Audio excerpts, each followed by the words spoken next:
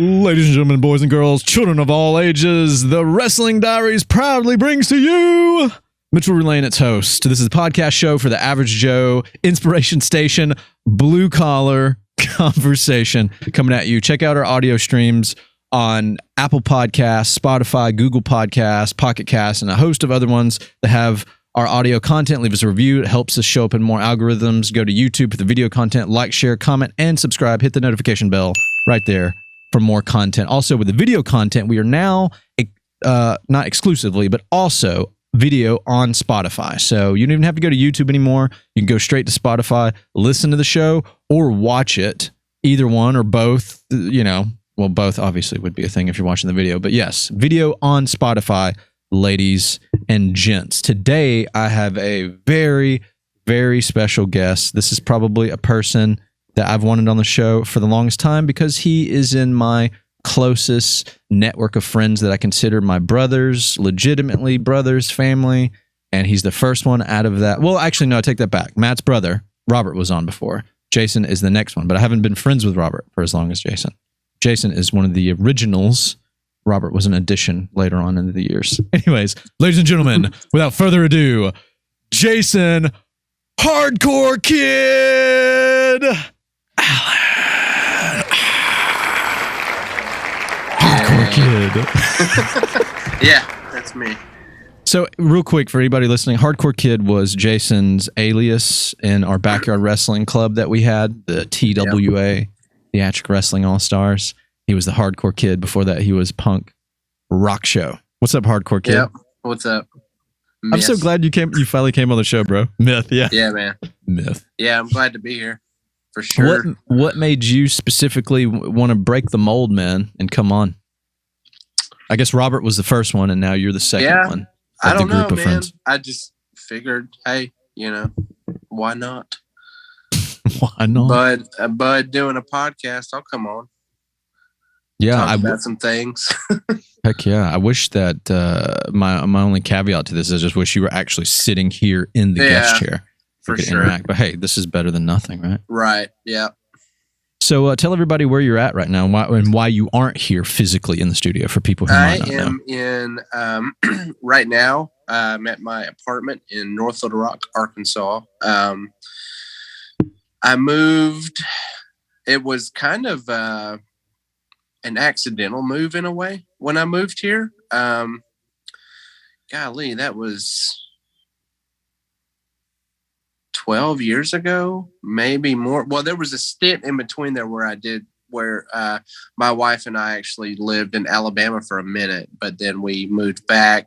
But yeah, that's a funny story because the accidental move was like I jumped on a bus to come up here to visit, and you never came back. It snowed. It snowed and it iced. So one thing about Alabama and Arkansas, if it snows or ices, it shuts everything down because it doesn't happen that often. Mm-hmm. So they don't have the infrastructure to take care of that kind of stuff. Why waste money on like the equipment to get that stuff cleaned up? But man, yeah, so it snowed, and so the bus basically to come home got delayed, and I called my mom, and she was like, "Why don't you just stay there?" And I was like, "Wow." Not like a rude way, but she was like, you want to be with, my wife is from here originally. And we dated off and on for years, long distance style. So she was like, just stay there. You want to be with her, do it. And so I did. Here I am. That's all. She's here. A rare breed. Like if it was my mom, she would have been like, "Oh, what are you doing? What? You better get back home. You can't stay out there." Right. Your mom's cool, man. She like promoting you to adventure in life. That's a rarity, I feel like, with parents. My mom's always been very supportive. And encouraging. Yeah. Also, shout out to Mandy Allen, Jason's wife. Yeah. A good pal of mine as well. A good pal of all of ours, really. Right. So I guess starting out, we can talk about like the history of our friendship. Mm-hmm. I guess I'll kind of go and then I'll give you the reins and you can take it from there. But for anybody listening, me and Jason have been friends since we were children. And we met actually, I'm pretty sure it was No, it wasn't in children's church. We were both going to the same church together, Garywood Assembly of God in Hueytown. And I think it was Sunday school. I think that's where I personally first met you. Because you knew Thomas a good bit before that. Maybe y'all were in Royal Rangers together or something like that. I don't remember if we were in Royal Rangers, but I do. I know he was at one point. Just like you and everyone else, it was Sunday school where you and I met, but I'll never forget where I individually met every single person. Thomas was at kids camp. Oh, okay, that was it. He was 7 years old, and I was, I don't know, 8, 9, I don't know, something like that. Yeah. But I just remember I was a weird kid that was random and would say goofy things and have goofy thoughts come out of my mouth without a filter. And Thomas was that same person. Because I remember we showed up to kids camp and I'm pretty sure we were like making our beds and he started singing some song and I was like, this doesn't make any sense, but I love this. And so I was like, what are you singing? And like, I pretty sure I started like trying to sing the song with him because I thought it was hilarious. I don't remember what the song was, but I remember a song coming out of his mouth that made no sense. And I started trying to sing it with him. And then I was like, yep, we're friends. And we lost connection for many years. And then I showed up at, what was the skating rink over there? Roller Motion? Is that what it's called? In Hueytown? No. It's Roller Motion. It's right down the road here, actually. Yeah, Roller Motion. I come there for a birthday party for like one of my relatives, and Thomas is there. And he looks up and he goes, no way. And then we just reconnected there. And then I ended up running back into him at Garywood and you. And then I met Ivy, who lived up the street, and Matt, who lived down the street. Yeah. You know, just it all kind of. Yeah, I just remember motion. When I was going to Sunday school with Thomas, I remember you there because you were like the kid with like the blonde hair and you were really outspoken. And the first time you met me, you're like, hey man, you look like The Rock. And I was like, the F's this guy's problem. And then later on I was like, oh, that's actually a huge compliment because The Rock's like super badass and muscular and handsome and all this stuff. Yeah. I was like, who was that guy? I don't like that guy for just saying that aloud and just saying that to me. He doesn't even know me. And that was my first impression of you. And then you fast forward some years, and then we're like teenagers, and we're going to youth on Wednesdays. Yeah, and I remember that's me and Thomas had longer hair and wearing our holy jeans and our like skater independent shirts and bullhead. And I remember you being like, "Oh yeah, man, you guys, that's like you guys skate and stuff." And then I think from there it was just, and you're like, yeah, you already knew of Thomas obviously and me, but then I think when we became like legitimate friends, it's kind of around that era. Yeah. Pretty crazy. That was a long time ago, dude. Like a long time ago. We're looking at least a couple decades at this point. Sure. If not more. Yeah. There's people that were babies that were born that are adults now during that time period. Exactly. But yeah. Crazy. Yeah. That is craziness. But yeah. And from there, we all became really good friends and we spent our time we had a backyard wrestling thing like I was just talking about earlier, and we spent a lot of time doing that, filming skits, skateboarding, just being mischievous and filming that. And we kind of had our own CKY thing going sort of, but with wrestling in there. David, who was on the show, Big Body, he was like, y'all's wrestling thing, like it's wrestling of course, but it really reminds me a lot of like old school, like Camp Kill Yourself, CKY. Right. Yeah. And I was like, yeah, well, I mean, it makes sense. We all kind of were growing up on that. We're skating, we're watching the videos. And then, of course, Jackass spiraled off of that. Yeah. Yeah, those are our... Speaking of, have you seen the new movie? The newest Jackass movie? I haven't, no. Yeah, don't. It's horrible. Okay. No, I wasn't planning on it anyway. No, it's good, but it's really gross. It's like, oh my gosh. These guys, they're like all like 50 and they're still like punching each other in the nuts and setting each other on fire. like 50-year-old grandpas. And they're like, well, I mean, we're only in our 30s, so we could still do it if we wanted to. yeah, we should. But, we should totally do Kids Gone 50, Wild. Yeah, exactly. If you're 50, don't set each other on fire. But if you're 30, we got it.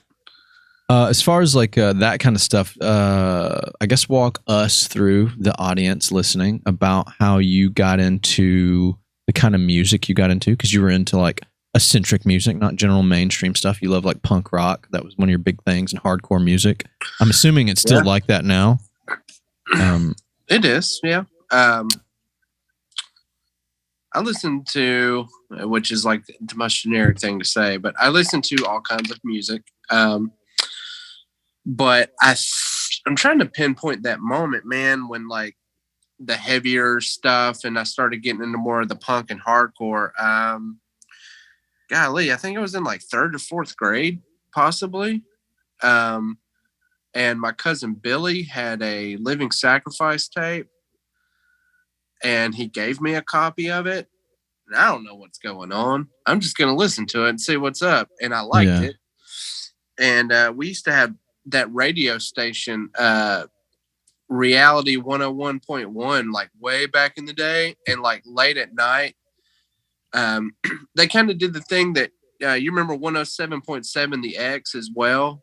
Yeah. Like, so they had the late night thing where they played like the heavier stuff, underground music, like your Slipknot and stuff like that. Yeah. Reality did that, but they had like Under Oath and Zayo and Living Sacrifice and all that. Yeah. And I started listening to that and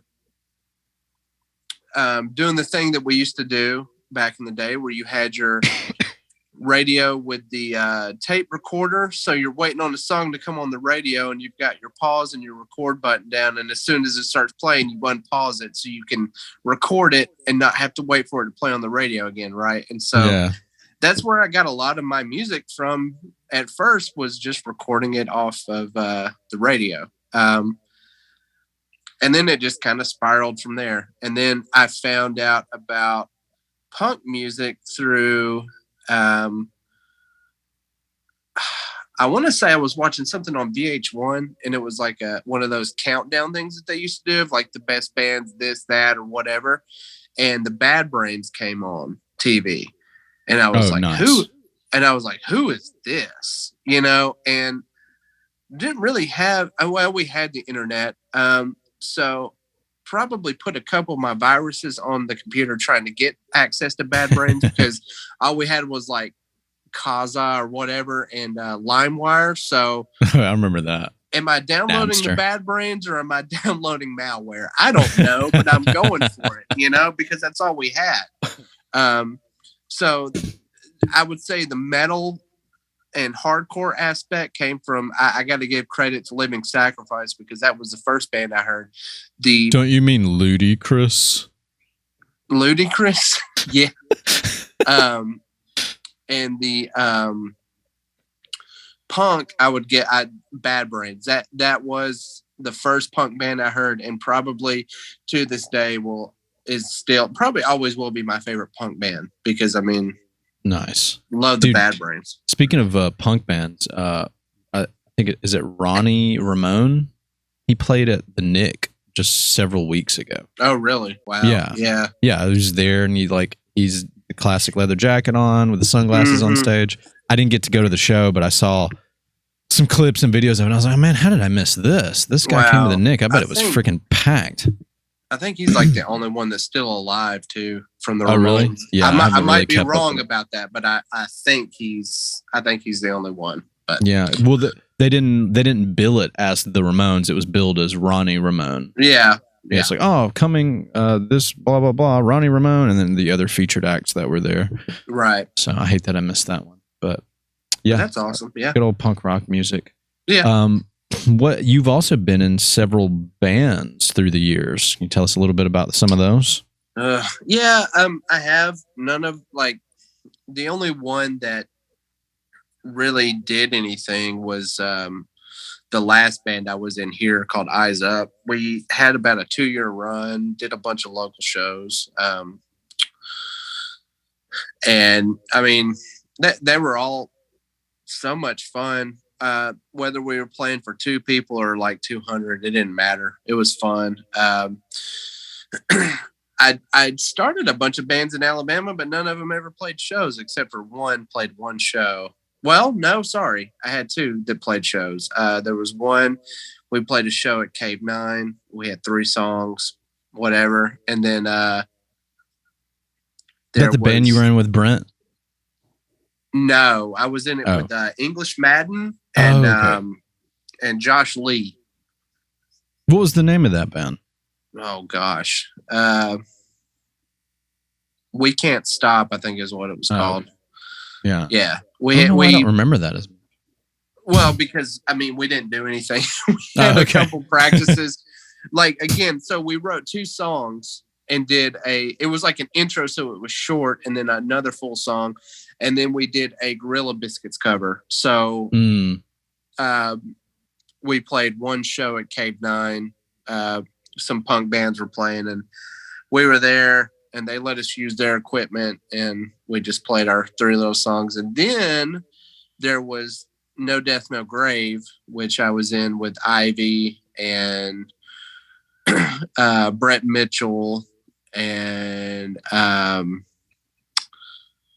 just completely forgot his name, and I feel so bad about that. Oh my gosh. Matt, help me out. You recorded us. No, not Drake. Kiwi. Chris Kiwi. Oh, right. Yeah. Golly. Sorry, Chris. If you're listening to this, my bad. Sorry, I drew a blank. He played bass, and then we didn't have an official drummer. So our 2 shows that we played, Zane Kellogg, who was the youth pastor at the Interchange, played drums, and then Gunnar Cargyle played drums for our second show that we did. Yeah, Chris Kiwi, man, I have hated him forever for never accepting my Facebook friends requests. Anyway, I see. Shout out Christopher Kiwi. If you watch this, man. God bless you. Yeah, he's awesome. He never accepted me, so I still hate him. Anyways, moving on. Yeah. Cool. So what is it about all right, so let me approach this from like an outside perspective. I'm like an average, just normal person. And I'm saying, man, why do you like that kind of this hardcore music, man? It's not even, they're screaming and hollering. You can't even understand what they're saying. You just screaming and hollering. What's the point of this music, man? It doesn't sound good. It's so crazy. It's loud. And then you're screaming. What's the deal? Why do you do this? This is ridiculous. What's your response to that? Yes, you're right. It is ridiculous. No. Man, my response is I get it. Like the music part is to most people. Yeah. If that's all you're seeing about it is like how the music sounds, you're completely missing the point.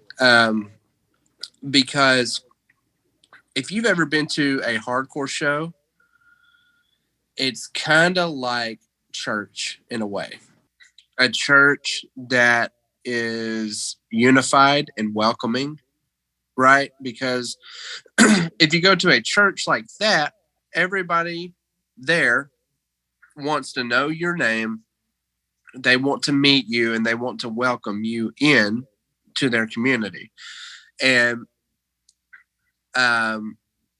just like other churches, you don't always get the same result at hardcore shows from certain people. However, most of my experience going to hardcore and punk shows has been that exact thing. Welcoming, everyone's unified. They're all there for the same reason. So it's just a big family, it really is. I couldn't agree more. So that would be the answer to you people that wonder why we listen to this music. It's yelling and screaming that you can't understand. It's about something more than just what you're hearing. The message. Sending a message. Right? And isn't like the core value of like hardcore music essentially about like nonconformity and brotherhood and stuff like that? Yeah. Essentially. Yeah, pretty much. Nice. Who you listen to nowadays? Any new stuff? New stuff? I don't know. Maybe. I don't know. I'm trying to think of newer bands that have come out that I kind of got into, but no, nothing off the top of my head. I listen to a lot of the same bands I've always listened to. So like Knowing It's Victim and Seventh Star and Comeback Kid, the shirt that you're wearing there, and right. In honor of you, sir. Yeah, same stuff I've always kind of listened to. I don't hate on newer bands or anything like that. It's just might not be what I want to listen to. So, if you do, awesome, because I'm just glad that it's staying alive, I guess. Yeah. What is something odd that you would listen to that might shock some of your friends? They're like, wow, you like that? You, Jason Allen, listen to this? That's odd. I don't know. Whitney Houston, maybe? Oh, yeah? Whitney's, hey, man, I'll be real with you. Like, I will skate to Whitney Houston sometimes. Like, some of her, awesome, like, really upbeat stuff. I mean, it flows well. Whitney's cool, though, So yeah, it's like. That's another thing we need to get talking about. Skating and then wrestling. Right? Yeah. We got to cover those as much as we can. For sure. So how did you get into skateboarding, man? And you still do it nowadays. Even as a 30-year-old man, you're still skateboarding and stuff. Tell us the origin story of skating and why you like it, how you got into it, all the good stuff. I just saw it on TV a lot with the X Games and stuff like that. And I loved it from the first time that I saw it and begged my mom for years to get me one, but she wasn't like ready to yet, I guess. And maybe I wasn't either, really, but I was 15 or 16, when I got my first skateboard, and man, just didn't stop, even today, like you said, like I'm 36 right now, and I'm not out there jumping downstairs or anything anymore, but I still love rolling around and, going to the skate park and, just even cruising down the street, it's a lot of fun. Still love it. Okay. Wow.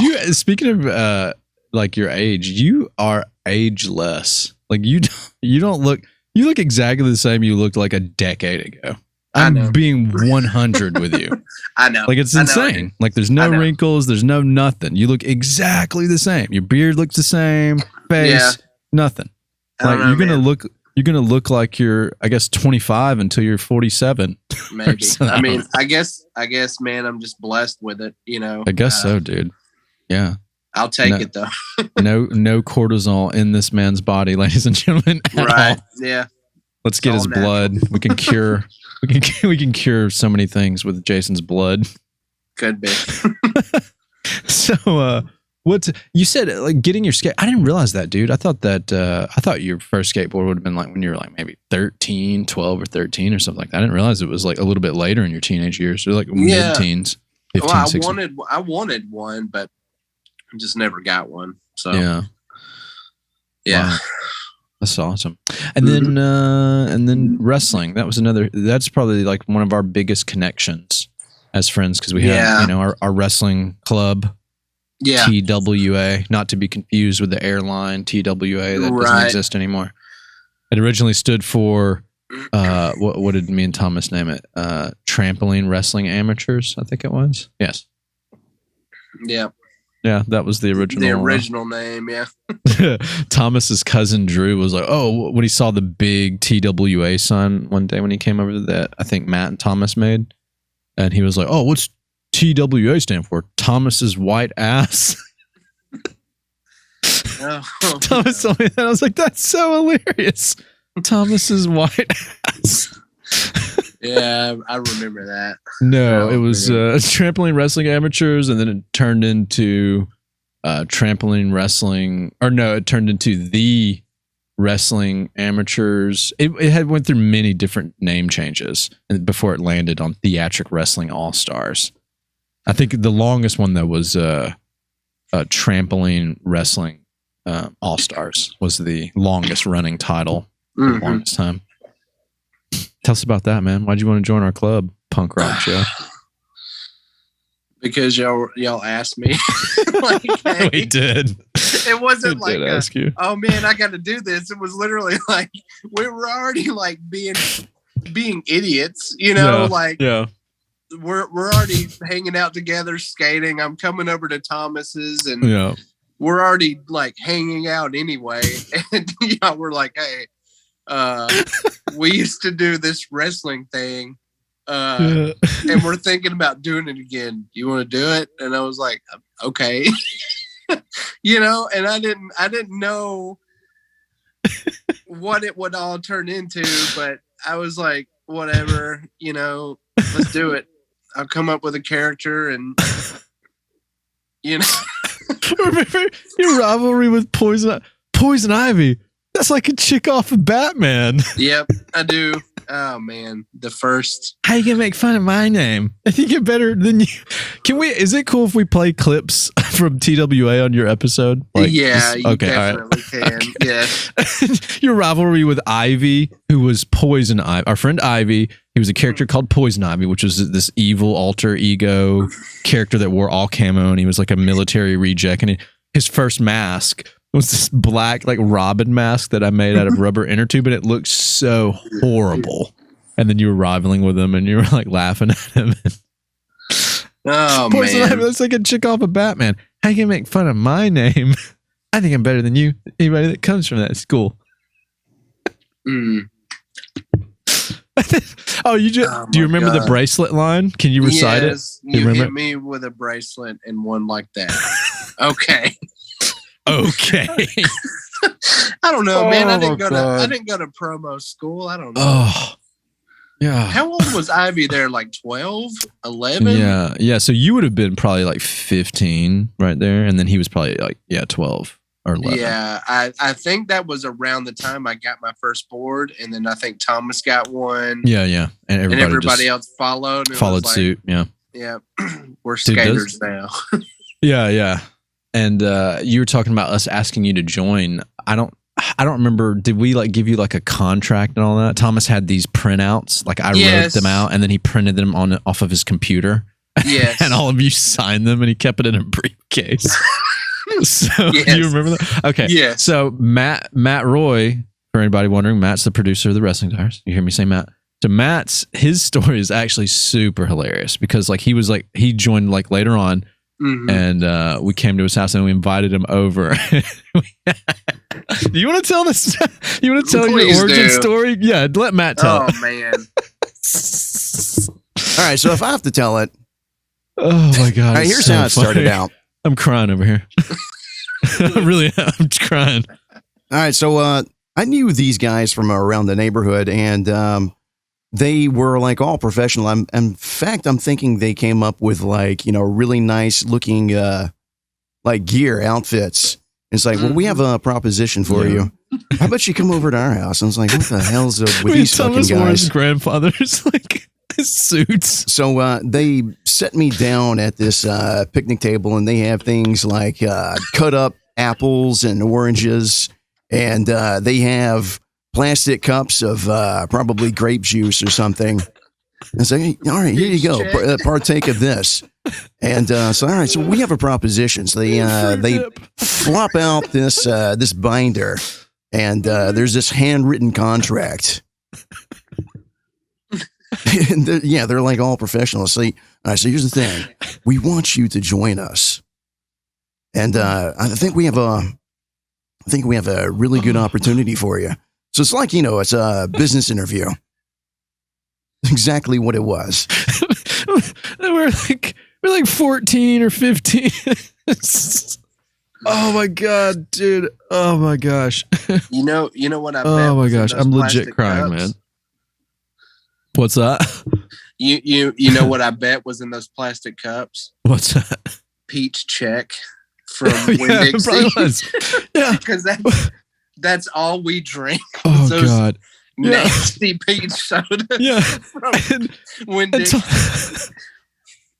Thomas's mom had these old, like super old from like 1960, these goblets, and that's what we poured the drinks into. These like old, super thick goblets. And then we had Ivy. We made Ivy serve Matt, and oh my gosh, it's so funny. And we made it on the contract. We made it like we said, like if Matt joined the TWA, he could not join any other entity or company. He was under contract because Matt Good was trying to like mimic the whole alliance angle at the time, and he was trying to get like half of our people to join his side, and me and Thomas were like, oh, we don't. This is our thing that we made. Like Matt Good's trying to be a meanie, so we'll make sure these contracts state that nobody can join anything. Oh my gosh, those are the days, dude. So funny. If I'm being honest, man, that was like the.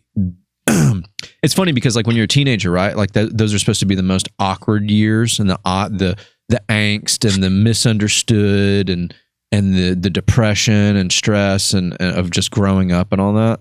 But I feel like for me, and I can't speak for all of you guys, but I think for me those were the best years of my life. Yeah, because like I always tell this to people that I talk to, strangers or newer friends and stuff. I'm like, those years were literally the wonder years for us because like all I ever, like I didn't have a job or responsibility. I went to school and stuff like that, but like all I ever had time to do was hang out with you guys, whether it was backyard wrestling, skateboarding, going to shows, hanging out, eating Taco Bell or watching movies or, just making skits, doing funny skits and stuff out in the world. And that's all we ever did. And that's all we looked forward to. And that was it, man. That was our lives. Yeah. Like that was, that's a huge thing for me. So personally. Yeah. Yeah. What did you take away from it, Jason? I would say that, man, the teenage years of my life were pretty great. I mean, like you said, we did what we did, we really didn't have many worries. But maybe Thomas's mom, like getting mad at the music that we were listening to and how horrible it was. But or you having a mohawk or Thomas having purple hair. But like, other than that, I mean, we didn't stress out about anything. And we also like, came to church, like dressed up like weirdos, like in wigs and stuff. Like we just, it was one of those things where like teenage years, man, we're showing up to Winn-Dixie in wigs. Like I'm just remembering everything that we used to do, and we just didn't care what anyone else thought about it. It was like, you know what? We skate, we wrestle, we film. That was the other thing too. I love the fact that we have so much of this on film. Yeah, evidence. We got evidence. Like probably something that could put some of us away. Maybe no. I'm kidding. No, I'm not kidding. at all. But like I have youth camp videotapes here. Oh my gosh, man! Like when Matt dressed up as Kako and did the chicken dance in the wreck hall. Well, yeah. And then Thomas dressed up like Magical Jester and they danced with each other. Yeah. And I think Matt like piggybacked on Thomas dressed up like Magical Jester. Yeah. That's what everybody's wondering what Magical Jester looks like. He has goggles and Thomas wears this like jester outfit that was like his sister's Halloween outfit one year. And then Matt Kako was like a Godiva chocolate bag with a face made out of it. Yeah. And then he wore orange pants and a yellow shirt, and then he did this weird, I don't know, he pecked people. Then he had like the chicken head from the cookie jar. Yes, the chicken head cookie jar top.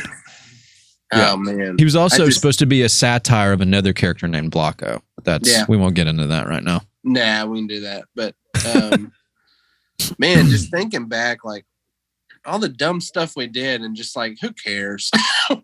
we're who we are. We're gonna do what we do. Yeah. You know, at least, man, at least we weren't like, I don't know, smoking meth or something. You know what I mean? Yeah, smoking meth and getting girls pregnant, getting our girlfriends pregnant and stuff. We didn't have girlfriends, but yeah, true. But I mean, we could have been those kids. You know what I'm saying? We could have been like doing drugs, whatever. But no, we grew up. You know, we all knew Jesus for one thing. So it was like we had that. But instead of using that, I don't know, that teenage angst and energy to do bad things, we did the complete opposite. We did stupid things, sure, but they were fun. Yeah. You know? Yeah, we rebelled in a different kind of way. Nobody got hurt, you know, not seriously hurt anyway. Yeah. You know, jumping off a roof can hurt you, but nobody, you know, none of us got seriously injured from doing that.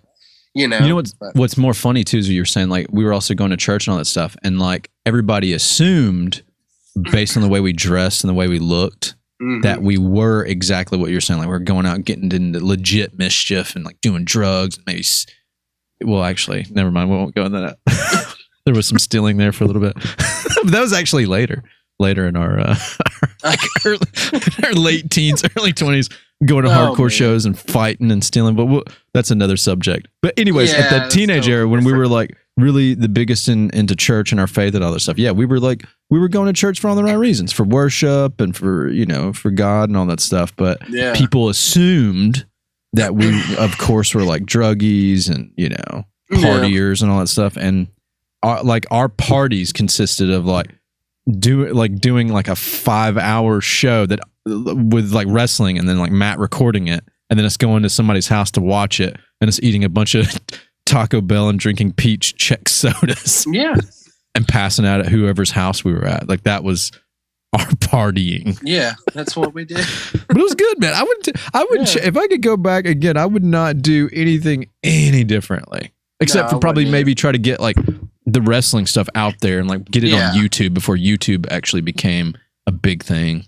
Maybe we would have got famous off of that or something. Right. Yeah. But that would probably be the only difference. It's just to actually turn our art into something more. Because we put a lot of time into the backyard wrestling stuff, man. A lot of time and effort. And it was great. But we loved it. We loved doing it. What's one of your fondest memories from that time frame? If you have any specifics. Man. Several. Golly, like from wrestling or just our friendship in general? It could be anything, all inclusive, you know, whatever. I just when you talked about Robert earlier, I just remember like, hey guys, no, he showed up and he was the whipping boy. The whipping boy, yeah. But now he could probably destroy all of us. That guy's huge. Probably, yeah. Yes. I don't know, man. I just you know who Robert's biggest fan was though back then? In the beginning, you know who his biggest fan was? His biggest fan? Mm-hmm. No. Ivy. Why do you think that is? Because Ivy was the whipping boy. I remember that. I remember that. Okay. Ivy was the whipping boy. Like me and Thomas used to pick on him a lot, and he was like the younger kid that followed us, and we, you know, all that. I mean, he was cool. He was still our buddy, but you know, obviously he's the youngest one, so he got hazed. And then Robert came into the picture, and Ivy's Robert's. I feel like Ivy should have like a "I love Robert." I love Rob's Pina shirt. We get Thomas to make that. We'll give one to Ivy. Man. But anyways, going back to your fondest memory, we just got off on a tangent. I do remember that. There's too many. You can just name off any random one that comes to mind. That is a cool memory. Wise, so some of the funniest things is like back to Robert when he. This wasn't anything to do with wrestling, but you remember. So Matt Roy's room was right behind you, right? Yes. Where you're sitting now. It was in there. And Robert was in there where you are now. Right. You remember he'd be like, I'm trying to go to sleep. And we're just like, no, you're not either, because we would like just be in Matt Roy's room watching CKY or our TWA stuff or like metal videos, whatever we were watching. And one of us would be like, hey, get the camera. And then like, I remember one time Thomas handed me a shower cap and was like, I don't know what you're going to do, but do something with this. And so I put it on and grabbed a plunger, ran out of Matt's room and jumped on top of Robert and just like stamped his head with the plunger. I don't know. Just my God. All that kind of stuff is just what I remember the most. Or when we were at Winn-Dixie, and it was pouring down rain, and me and Thomas were still skating in the parking lot, and people are like driving by, walking by, like just watching us, like, what are these idiots doing? It's pouring. There's a monsoon going on, and they're out here skateboarding and running up underneath the awning every time. I don't know, just stuff like that. And the thing with like showing up to church or wherever in wigs, like, why did we do it? Because we could. I don't know. That's really it. That's really it. Oh, man. Okay, that reminds me. I want to bring this up because I was telling you earlier that one of my favorite episodes that I've listened to is the one you did with Paul, and you talked about Paul Turner, when you are our youth pastor growing up. Yeah. Shout out, Paul. We love you. And before I go into my story, I want to say this about Paul. I don't think we would be who we are now completely if it wasn't for some of his influence, because like he took us under his wing and didn't care what anyone thought. Right. He didn't judge us by the things we like. Like no, not kind of at like, all. Yeah. So shout out Paul. But you told a story about when you and Thomas showed up dressed up like nerds. Yeah. And we used different names and we were talking in different voices the whole time. Even when we did small groups. What was going on? Hey, we had our hats low. We were like, hey, this is Jake. I'm Sean. Yeah. Nice to meet you guys. And like, what's more worse about this is like, we actually believed that we were duping people. We might have duped some people, but the people that were in direct contact, it was like, oh, that's Thomas and Mitchell, obviously. Yeah. People knew who we were no matter what we did. I was like, Thomas, I don't think they know it's us. He's like, yeah, I don't think so either. Yeah, I remember you saying that to me, and like I walked up, I was like, hey guys, what's up? And y'all were like, hey, I'm Sean. And I was like, oh, okay, I get it. I'm gonna play along, Oh my God. I just remember what you said. It just goes back to what I'm saying about us being us. It was like somebody said something to you about, oh, I see what you're doing. You guys get made fun of for how you dress, so now you're doing this to make a point. And you were like, no, we're doing it because we think it's funny. Yeah, that was awesome. They're like, oh, you're trying to make a deeper point about people judging. You're like, no, we never even thought people judge us? I thought everybody liked us. Yeah, that was news to me. Like when you told me that story, I was like, oh, I thought everybody liked us. Never mind, I guess, but okay. But no, your response is exactly why we did what we did. Most of the things was because we thought it was funny. No other reason.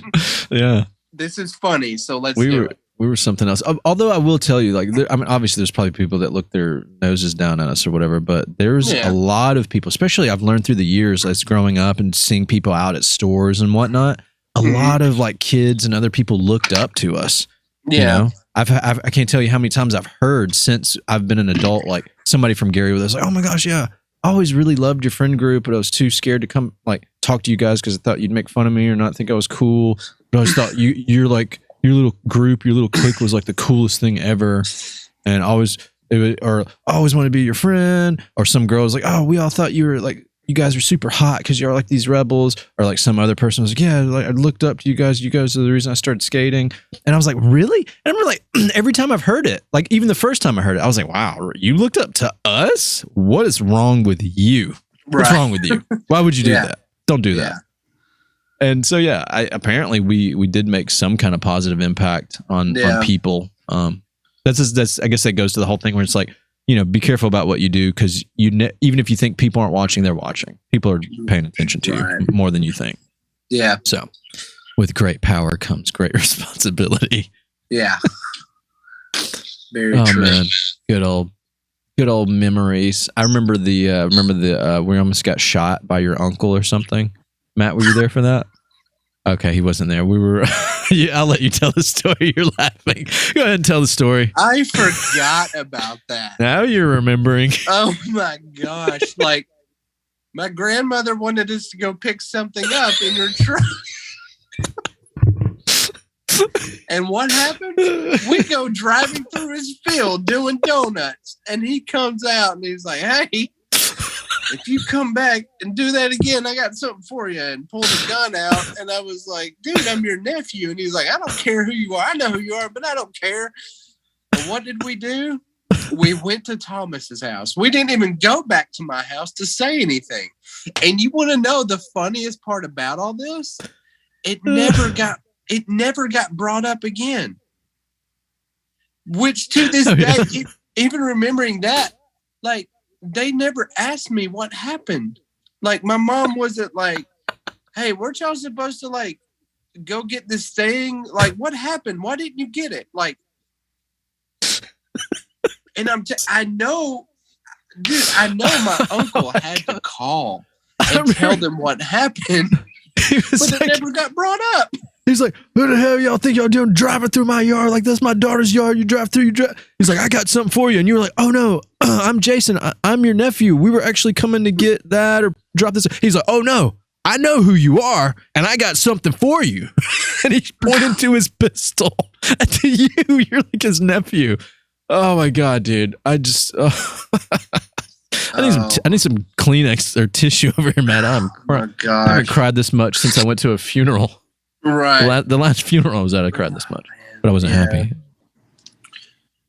But yeah, dude, oh man, I hate that Matt wasn't there. I was just telling Matt, I think it was you and me and Thomas. Obviously, you and Thomas were sitting in the bed, and Ivy was with us. Ivy was in the passenger seat. Yeah. And part of the reason I was doing that wasn't just because I was crazy and we're all crazy, but also you and Thomas were in the back, and I was trying to, like, mess with you guys, make y'all slide around the bed, and it's just. Yeah. Oh man. Your uncle's like, "No, you aren't getting anything. You getting out of here. I'll shoot you and then call the cops." Yeah. You're my uncle though. "Oh no, I know. I'm Jason. Yeah, I know who you are. And I got something for you." Yeah. Oh man. I remember later that night actually, the reason why we went straight back to Thomas's house was because we were recording an episode of the TWA. It was a third season because I, as Myth, had a match with Blocko. Yeah. For the All-Star title. And then we did the show. And then after that, we went to Youth later that night. So that's why we went straight back to Thomas's house, because we were going to do a TWA show. Oh, yeah. So we did that for a couple hours, and then we finished. And then we went to Youth later that night. I can't help but believe, though, that part of just going straight to Thomas's was because, like, well, we can't go back home right now because we don't have the thing with us.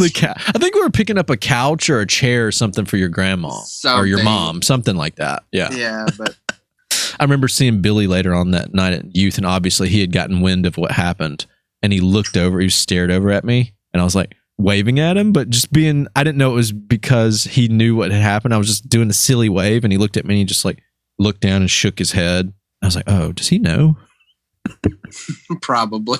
Yeah, he knows. He knows.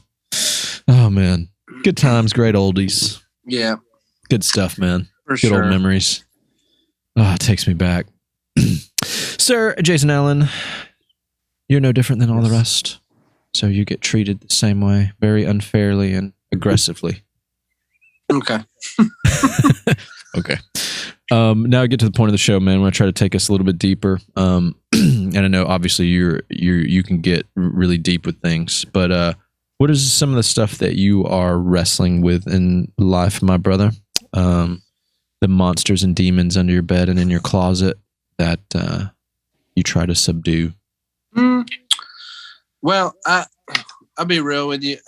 As far as that kind of stuff goes, not really anything to subdue these days. anything that I was struggling with as far as, I don't know, any addiction that I may have struggled with at some point, or I don't know, depression, whatever. That's all, come and gone. But I'll say the thing that I struggle with, man, is just trying to understand more and more about like Jesus and who he is. Man, but I mean, at the same time, that's a never ending thing. So I don't know if I would call it a struggle. I'm just trying to find the best way to answer your question, I guess. Because it's not a struggle to get to know Jesus, and to know who he is and who he was when he was on earth, and the example that he set for us to follow. But, it's just one of those things where I want to know everything, but I know that I never will until I'm out of here and completely in my fullness, I guess you could say. Yeah, that's the one thing I struggle with, man, is trying to want to know everything, but I never will. So, right. What?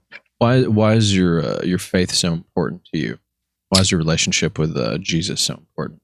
Man, because like he got me, man, he just pulled me out of a lot of stuff, man. Like, we grew up in church. So yeah, I mean, we all have that background. But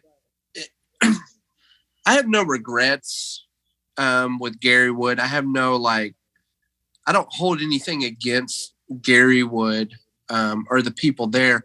But at the time I did, because there were some people that hurt me, that hurt all of us, I think. Be it comments, be it like me trying to ask a question and, getting a completely backwards answer, or, oh, you're too young to be asking that kind of stuff anyway. Just things like that just made me angry for a long time. My dad walking out on me, and my mom at a young age, man, like there were things that led up to something, and I made the choice to be angry instead of trying to lean on God, you know what I mean? Yeah. With the stuff that I was dealing with. So, I mean, instead I chose to not believe in God anymore or whatever for a while, and just stayed drunk all the time, stayed high all the time.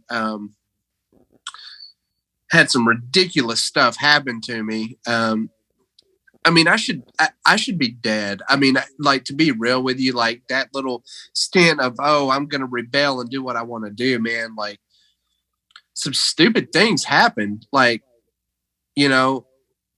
won't get into a lot of it because, I really don't see a point in getting into details right now, but I should be dead right now. I shouldn't be here talking about this. I really shouldn't. But man, I showed up at the Fish Music Hall, and, I encountered Jesus there. But still some things happened where it got shut down, because of neighbors thinking, instead of what we were doing in there, which was hosting Christ-focused hardcore bands and metal bands, the neighbors thought we were in there having seances and everything else because of how it sounded. So eventually they got the local government or whoever it was involved in all of it, and the Fish got shut down. Oh, wow. I didn't know that story. Yeah. And so here I am again, lost something that meant something to me. I didn't stop believing in God, but I got mad again and went right back into some old habits of drinking and stuff like that. Let's say fast forward some years later, my wife and I had been married for a while. struggling with a bunch of stuff, man, still struggling with addiction and just stupid stuff. Like, I don't know, but we always watch this guy named Todd White. I don't know if you know who that is, but he's he's an evangelist, I guess you could say. But he did a lot of street ministry stuff where he would go out into the streets and pray for people to be healed, and they would be. And just like, we're watching these videos, like he's praying for these people who's like one of their legs is shorter than the other, and he prays for their leg and it grows out, just like watching stuff like that. And I remember we're sitting there on the couch watching this stuff, and I'm just going, man, like, I wish I could do that. I wish I could be that person. Like, I wanted it more than anything. I just didn't know how to obtain it, and I also didn't choose to find a way to obtain it because I'm like angry at whoever or whatever. This happened, that happened, so I chose my anger over a lot of things. But February 9th, 2019 is the night that really everything changed for me for real. And it's why I'm still who I am right now. Todd White has a conference that he does called Power and Love, and it's going on in Little Rock. And I'm like, my mindset is, oh, Todd White's in town. I didn't think about anything else. I was like, oh, Todd White's in town. And I had to work most of the nights that he was speaking, except for one I had off.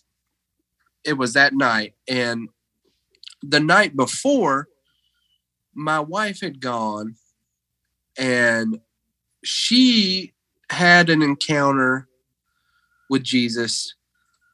I hadn't had that encounter yet. So I'm sitting at home watching whatever TV, whatever. I had gotten off work and came home, and she was still at the thing. So I'm sitting there, and she comes in to the apartment we were living in at the time, and I knew something was different. This wasn't just like, oh, I went to church and like I had the heebie-jeebies or whatever, and like had like a little moment where I cried a little bit. No, like something changed in her for real, and it freaked me out. And I remember like it scared me a little bit because I'm like, okay, so now I know there's a place to obtain what I've been looking for. Here's an opportunity tomorrow night where I think I might be able to really encounter Jesus for real. But I wasn't sure if I wanted to give up all the drinking and the smoking and things like that I had been doing for so long. Just being real, it scared me. Yeah. But next day I'm at work. This was February 8th. February 9th, the next day I'm at work. And I'm going to be off early enough to go and hear Todd White speak. And, man, I remember I was at work and I had this migraine come over me like out of nowhere, right? And so in my head, I'm like, oh man, I have a migraine. Like, I don't feel good. Maybe I shouldn't go tonight. Right. That was my first thought about it. Yeah. But then I kind of realized what was going on, man. So I go to the back and I'm like, okay, knowing that I hadn't prayed in a very long time, right? Or even like had any communication with God really, unless like I was drunk and throwing up and begging him to take the sickness away, like stupid stuff like that. Right. But I remember going to the back and I realized what it was. I was like, okay, I know what's going on here. I know I'm supposed to be there tonight. So I don't really know what I'm doing right now, but like, if you could take the headache away and let me know that I'm supposed to be there tonight. And the migraine instantly left me. Like, it wasn't like a gradual thing. Like it just left, right? Mhm. Because like the devil knew what was going to happen. You know what I mean? Like he probably didn't know fully what was going to happen, man, but like he knew I was probably going to change my life if I showed up at this place. Because that's the thing, like the devil is okay with people going to heaven, right? That's not what it's about. And I'll finish my story. I just want to do this little side tangent real quick. No, you're good, bro. Keep going. The devil does not, like, once you accept Jesus, he knows that, like, he can't have you anymore, right? Like, he can't have you, but the devil will do everything in his power to keep you from being who you're supposed to be. He will do everything he can to keep you from stepping into your fullness of like what God has for you. So yeah, he attacks me with a migraine, and I know that's what it was. Like, as crazy as it sounds, man, like I know that's why the migraine came over me like that, and also why it instantly left. You know, there's no, like, that doesn't just happen. Like a migraine comes, like you're suffering for hours, probably at least. So anyway, I show up there that night, man, and you know, like y'all know from going to Garywood, how intense like a worship service in a big church like that can get, you know, especially if it's like a place where the Holy Spirit's allowed to move, like Garywood was, you know. It could get kind of wild, you know, it really could. And that's kind of what I stepped into. We show up at this big church. It's called Agape, where the conference is being held. And I'm there with my wife and her mom and some other people that I later on ended up becoming really good friends with and close to. We're there, worship's happening, and I can feel the presence of God. See, that's the thing. Like, I knew what the presence of God felt like because I grew up in it for so many years. Going to Garywood, going to youth camp, things like that. Like, I knew what the presence of God felt like, and I could feel it in that room, right? And, but I remember feeling it. You know, there's people around me like shouting and just worshiping and things like that, and I'm like, okay, I don't know what to do right now because it's been so long since I've been in this place. And I just remember asking God, like, am I supposed to be here? You know, like, is this where I'm really supposed to be? I just want to know. And a gentleman named David Rayburn, who I did not know yet at all, had never met this man in my life.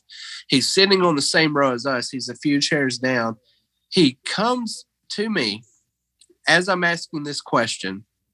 He walks up to me and shakes my hand, and he says, I don't know you and you don't know me, and I have no idea why I'm telling you this right now, but God's really glad that you're here, and this is where you're supposed to be. And I said, okay, there's my answer, you know. And man, I just kind of put my head down, closed my eyes, and I said, okay, you know, like, I give it up. Like, I surrendered to him right there. And I heard him like audibly say to me, like, I love you. I've always loved you. And I've just always been right here behind you, hoping you turn around. And a lot of people there too, I think we've grown up to believe that God is like up in the heavens looking down on all of us sinners and, you know, in disappointment or whatever. But no, like, man, God's always, if he's all around you. And if you're like trying to figure out like where he is or what's going on, man, just know like he's right behind you, hoping you'll turn around just like he did me. He's not just up above us, like staring down, like he's right there. So, and that's, yeah, you know, here I am 3 years later, a little over 3 years later, man, like I'm fully in, you know, and it's more real now than it ever has been for me. So, dang, dude, that's, yeah, That's awesome, man. That really is awesome. And it's so sincere and so authentic. And this one thing that I've always loved about you, Jason, is that like whatever obviously in this case it's your faith, but like really everything I've ever seen you do in life, like anything that you get into like 110%. Like you don't just dabble, you know, just dip. I'm guilty of doing that. Like I can never like stick with things. I always like move around to so many different like projects or things that I fall in love with. But you, man, when you get into something,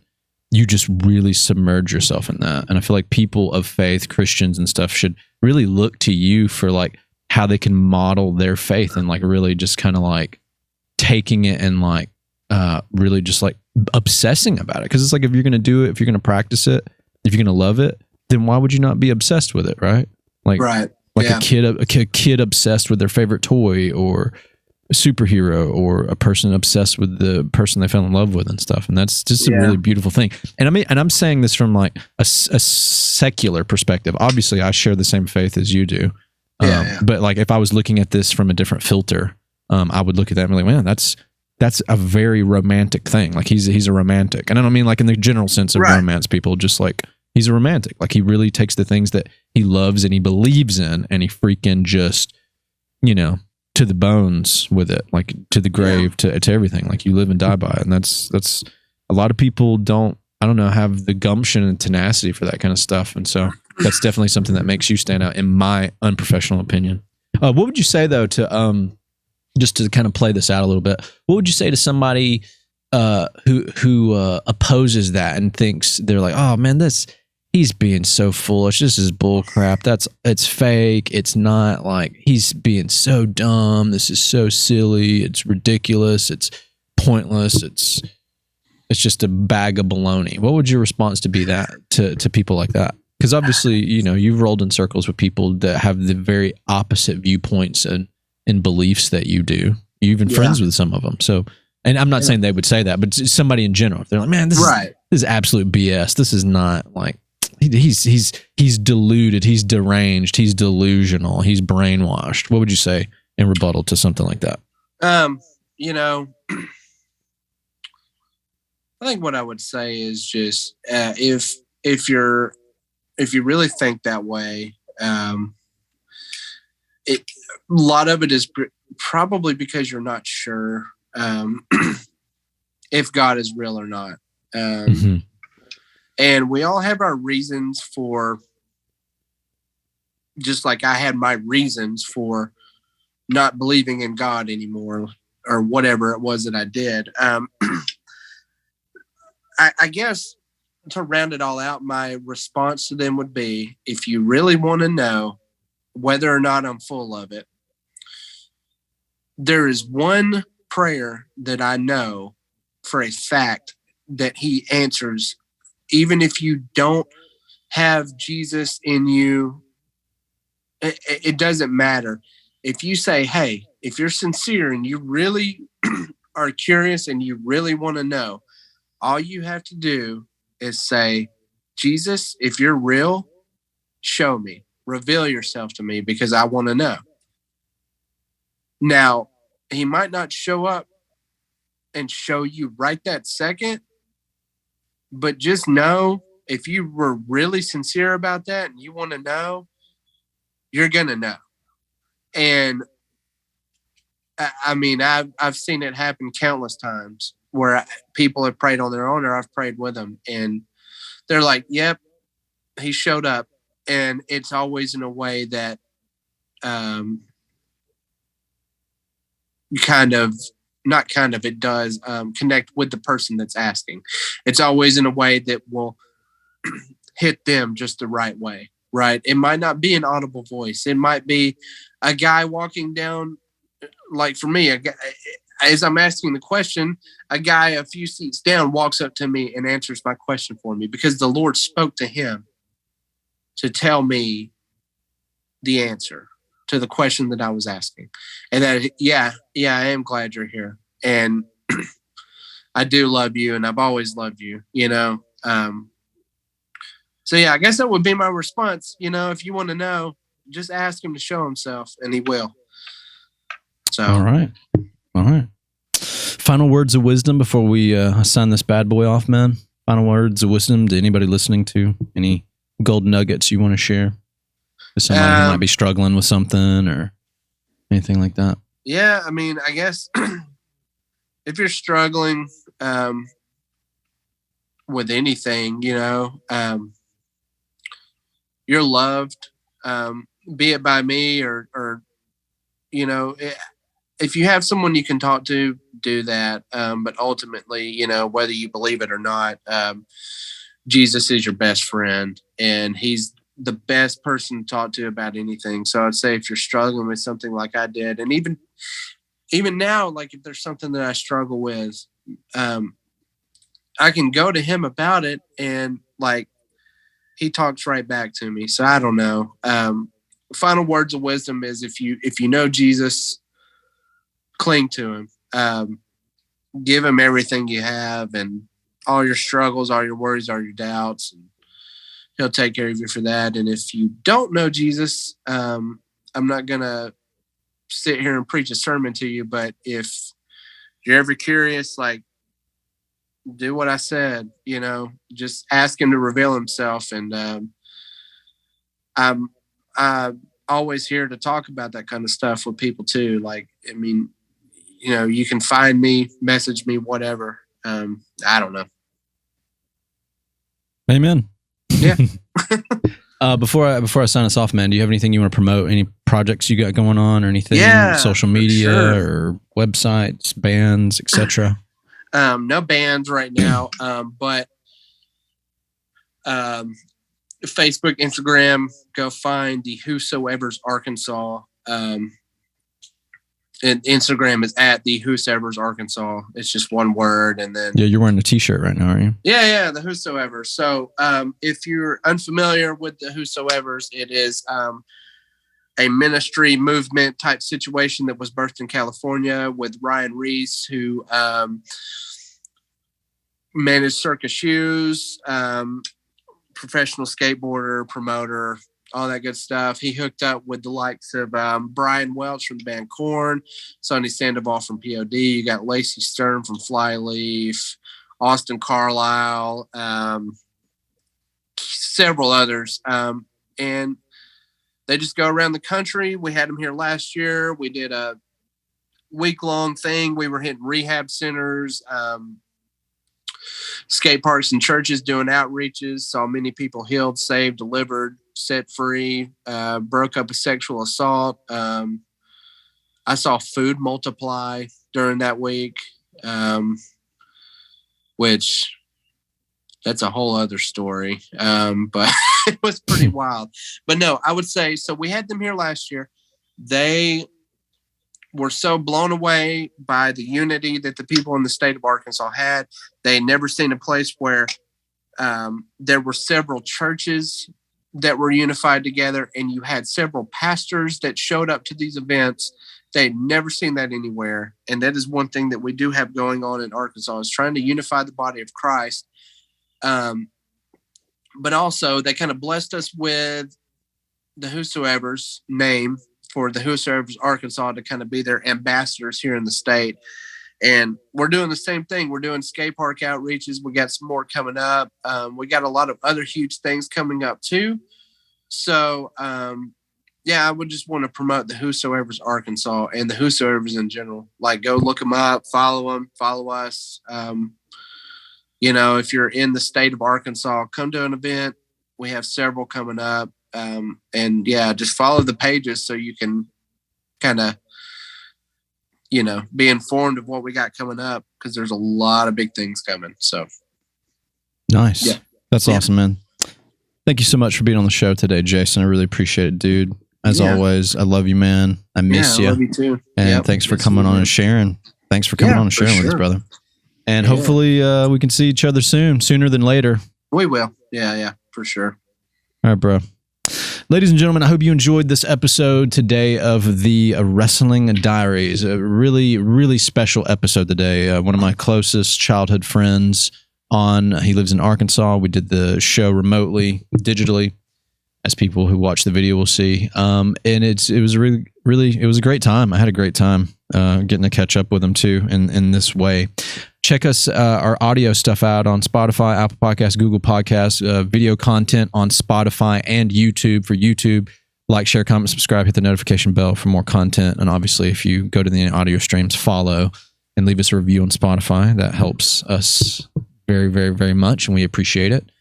Today's episode, I usually give these final thoughts. Jason, I've been friends with him since we were children. We've been through a lot of stuff, mostly good stuff. We've been through some hard times as well, some tragedies and pain, and he's really like family to me. He really is, and I love this guy and I respect him more than most people. I'll tell you this, and even if like Jason like said things or did things that I even disagreed with completely 100%, I would still listen to him respectfully. And if I debated him, it would be with respect and all this other stuff. I mean, I don't think there's much he could do that I wouldn't still be in his corner about. Maybe even killing a person. Like if he killed somebody and I'd be like, well, why did you kill him? I wouldn't be like, I can't believe you killed him. I'm like, well, but why'd you kill him? What's the reason? Because that's how much I respect this guy. I really do. And so I guess my point is do you have anybody like that in your life that you would, I don't know, hide a dead body with? That's probably a bad analogy. But yeah, do you have somebody that you care about that much? And then also, what do you wrap your faith in? Even if it isn't in Jesus or even in any religion, do you have something that you look towards outside of your own self? And if you don't, do you want to find something like that? I guess would be my question to people. As always, thanks for tuning in. What do you wrestle with and how can you beat it? One love.